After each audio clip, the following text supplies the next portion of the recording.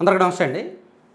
రాయలసీమ అంటే రాయలసీమని నేను ఎందుకు చెప్తున్నానంటే మిగిలిన ప్రాంతాలు కూడా టైం తీసుకొని చెప్తా. ఉత్తరాంధ్ర, ఈ కోస్తా ఈ ప్రాంతాలు కూడా చెప్తా. పర్టికులర్గా రాయలసీమ ప్రాంతంలో మారిన పరిస్థితుల మీద ఎందుకంటే మన టీం అక్కడ సుదీర్ఘంగా ఒక మోర్ దెన్ 2 months అక్కడ వర్కౌట్ చేసి ఆల్మోస్ట్ చాలా నియోజకవర్గాలు గ్రౌండ్లో మాట్లాడి అన్ని పార్టీలతో మాట్లాడిన తర్వాత వచ్చిన రియాలిటీ అది. ప్రస్తుతానికి మన టీం ఉత్తరాంధ్రలో ఉన్నారు, శ్రీకాకుళం, విజయనగరం జిల్లాల్లో ఉన్నారు.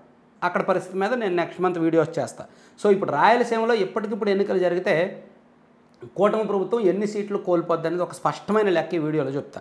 2024 ఎన్నికల్లో అంటే 2019 ఎన్నికల్లో మొత్తం రాయలసీమలో ఉన్న 52 నియోజకవర్గాలకు గాను వైసీపీ 49 గెలిచింది, టీడీపీ 3 గెలిచింది. సో ఆ క్లారిటీ అందరికీ ఉంది కదా. సో 2024 ఎన్నికల్లో రాయలసీమలో ఉన్న 52 నియోజకవర్గాలకు గాను తెలుగుదేశం పార్టీ 40 గెలిచింది, జనసేన 2, బీజేపీ 3, అంటే మొత్తం 45 సీట్లు కూటమి గెలుచుకుంది. వైఎస్ఆర్ కాంగ్రెస్ పార్టీకి 7 సీట్లు వచ్చాయి. సో ఇప్పటికిప్పుడు ఎన్నికలు జరిగితే ఒక అంచనా సుమారుగా తెలుగుదేశం పార్టీ 25 నుంచి 27 సీట్లు వస్తుంది, జనసేన పార్టీకి 1 సీటే నిలబడుతుంది, రాజంపేట పోతుంది, తిరుపతి నిలబడుతుంది. రాజంపేట పోయే అవకాశం ఉంది. రాజంపేట కాదు, రైల్వే కోడూరు పోయే అవకాశం ఉంది. అండ్ బీజేపీ 3 సీట్లు ఉన్నాయి, 3లో 2 పోతారు, 1 నిలబడుతుంది. సో మొత్తం మీద అరౌండ్ ఒక 27-28 సీట్ల వరకు వాళ్ళకు ఉంటాయి. సుమారుగా ఒక 18 సీట్లు ఓడిపోయే అవకాశం ఉంది. అంటే రాయలసీమలో ఈ 18 ప్లస్ వైసీపీ గెలిచిన 7 కలుపుకుంటే 25 సీట్లు వైసీపీకి వచ్చే ఛాన్స్ ఉంది. అది ఇప్పటికిప్పుడు ఉన్న ఒక అంచనా. జిల్లాల వారీగా కూడా మనం చెప్పాలంటే సుమారుగా కర్నూలులో టీడీపీ కూటమి 6 నుంచి 7 సీట్లు పోయే అవకాశం ఉంది. ఉమ్మడి కర్నూలు జిల్లాలో మొత్తం 14 గాను 6 నుంచి 7 పోతాయి. అలాగే అనంతపురంలో సుమారుగా ఒక 4-5 పోయే అవకాశం ఉంది. అలాగే కడపలో ఒక 3 సీట్లు పోయే అవకాశం ఉంది. చిత్తూరులో ఒక 3 సీట్లు పోయే అవకాశం ఉంది. సో ఇది ఎందుకు ఇంత ఖచ్చితంగా నేను ఎలా చెప్పగలను అనేది మీకు డౌట్ రావచ్చు. దీనిలో ఒక 100 రకాల కారణాలు ఉన్నాయి. అందులో మనం ప్రధానంగా ఒక 5-10 చెప్పుకోవాలంటే ఫస్ట్ క్యాడర్లో నిరాశ. అసలు 2019 నుంచి 2024 వరకు తెలుగుదేశం పార్టీ కార్యకర్తల మీద కేసులు పెట్టారు కదా. అసలు ఎంతమంది కార్యకర్తల మీద ఈ 10 నెలల్లో కేసులు తీశారు అది ఎవరైనా ఆలోచించారా? ప్లస్ కొన్ని నియోజకవర్గాల్లో వైసీపీతో అంతర్గత లాబింగ్లు, అంతర్గత రాజీలు, అంతర్గత వ్యాపారాలు ఎందుకు జరుగుతున్నాయి? ఇది పార్టీ పెద్దలకు ఏమైనా తెలుసా? ఇది ఒకటి. అంటే ఉదాహరణకు చిత్తూరు జిల్లాలో పెద్దిరెడ్డి గారితో కలిపి, పెద్దిరెడ్డి గారిదే రాజ్యం చిత్తూరు జిల్లాలో. పాపం చిత్తూరు జిల్లాలో తెలుగుదేశం పార్టీకి ఎంతమంది ఎమ్మెల్యేలు ఉన్నా పెద్దిరెడ్డి గారిదే రాజ్యం. ఆయన ఏం చెప్తే అదే ఫైల్ మూవ్ అవుతుందంట. సో ఆయన కొన్ని నియోజకవర్గాల్లో ఆయన వ్యాపారాలు కొనసాగుతున్నాయి, టీడీపీ వాళ్ళతో కలిపి ఆయన వ్యాపారాలు కొనసాగుతున్నాయి, ఒక ఎమ్మెల్యే గారు ఒక మంత్రి గారితో కలిపి ఉన్నాయి. సో ఇది కొంత చిత్తూరు జిల్లాను దెబ్బతీస్తుంది.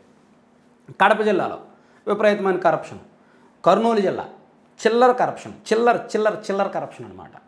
సో అది ఇట్లా కొన్ని అంటే ఈ కార్యకర్తల అసంతృప్తి ప్లస్ ఎమ్మెల్యేల అవినీతి, గ్రూపులు వైసీపీతో కలిసిపోవడం, ఇటువంటివి చాలా ఉన్నాయి.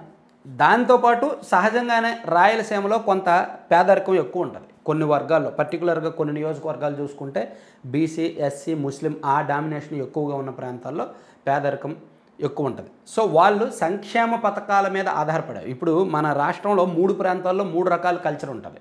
ఇప్పుడు గోదావరి జిల్లాలో, కృష్ణా, గుంటూరు జిల్లాల్లో ఒకలాంటి ఆలోచన తీరు ఉంటుంది, ఉత్తరాంధ్ర, రాయలసీమ ఈ ప్రాంతాల్లో మరోలాంటి ఆలోచన తీరు ఉంటుంది. ఇప్పుడు జగన్మోహన్ రెడ్డి గారు బలం ఏంటి? సంక్షేమ పథకాలు ఇవ్వడం. సో ఈ సంక్షేమ పథకాలకు ఎక్కువ అలవాటైన వాళ్ళు రాయలసీమ అండ్ ఉత్తరాంధ్ర వాళ్ళు. దాని గురించి ఎక్కువగా చర్చించే వాళ్ళు, దాని పట్ల పాజిటివ్గా ఉండేవాళ్ళు, సంక్షేమ పథకాలకు ఆకర్షితులయ్యేవాళ్ళు. ఈవెన్ సంక్షేమ పథకాలు ఒక్కటే ఓట్లు వేయించవు, కానీ పథకాలు ఇవ్వకపోతే కోపం ఉంటుంది. పథకాలు ఇచ్చాడు కదా వీడి మంచోడు, వీడికి ఓటేద్దామనే కృతజ్ఞత ఉంటుందో లేదో చెప్పలేం, కానీ ఇవ్వకపోతే మాత్రం కోపం ఉంటుంది. ఆ కోపం ఇప్పుడు ప్రస్తుతానికి కూటమి మీద ఉంది. అధికారంలోకి వచ్చిన ఈ 11 నెలల్లో సరైన స్కీమ్ ఏమీ ఇవ్వలేదు. దీపం పథకం డబ్బులు పడట్లేదంట. దీపం 2.0 ఉందా, ఆ డబ్బులు ఇంకా అకౌంట్లో పడట్లేదు. చాలామంది నాకు మెసేజ్లు పెడుతున్నారు. ఫీజు రియంబర్స్మెంట్ దశల వారీగా వీళ్ళు ఇస్తూనే ఉన్నారు, కానీ ఇంకా క్లియర్ అవ్వట్లా. చాలా చోట్ల కాలేజీల నుంచి నోటీసులు వెళ్తున్నాయి. ఇట్లా అత్యంత కీలకమైన పథకాలు కొన్ని ఇంకా నిధులు అందల. కాబట్టి ఈ సమస్యలు ఉన్నాయి.